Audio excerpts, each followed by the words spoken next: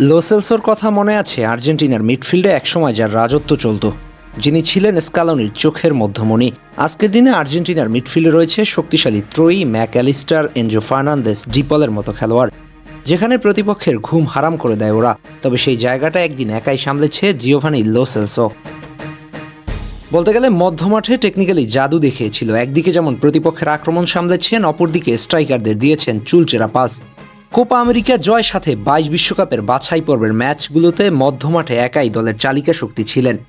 তবে হুট করে বিশ্বকাপ আসার আগেই ইনজুরিতে পড়ে যায় যিনি বাছাই পর্বের ম্যাচগুলোতে দলের হয়ে মধ্যমাঠের সেরা পারফর্মার ছিলেন।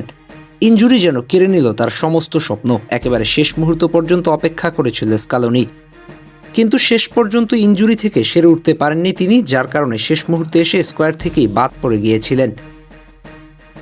সেদিন স্কালোনির মুখেও ছিল আক্ষেপ আর হতাশা, কারণ তাদের মধ্যমাঠের মূল অস্ত্রটাই যে নেই। নানা সমীকরণ আর সংশয়ের মধ্য দিয়ে শেষ পর্যন্ত আর্জেন্টিনা জিতে নেয় 2022 বিশ্বকাপ। অথচ ভাগ্য সহায় হলে লো সেলসো হতে পারত সেই দলের গুরুত্বপূর্ণ সদস্য।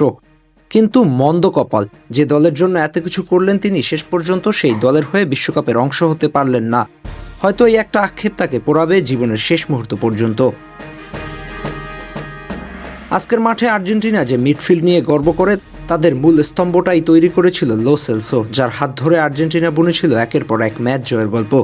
আজ সে কোথাও নেই। ইনজুরি আর ক্লাবে অনিয়মিত হওয়াই যেন ছিটকে দিয়েছে তাকে ঘোর অন্ধকারে।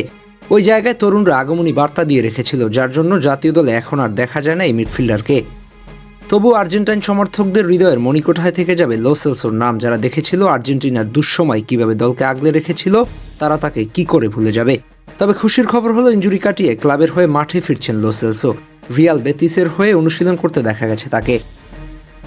ফিটনেস আর পারফরমেন্সের সমন্বয়ে যদি ভালো কিছু করে দেখাতে পারে, তাহলে হয়তো আবারও আর্জেন্টিনার জাতীয় দলে দেখাও যেতে পারে। তবে বর্তমান প্রেক্ষাপট বিবেচনায় সেটা খুব কঠিন।